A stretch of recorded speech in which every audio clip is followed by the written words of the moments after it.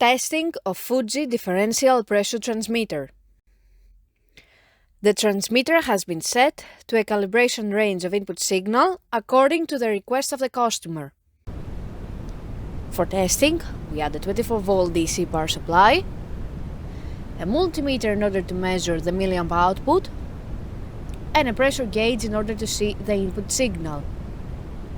By manipulating the input signal, the unit reacts accordingly, and at the lowest set point, the output is 4 milliamp, and at the highest set point, the output is 20 milliamp.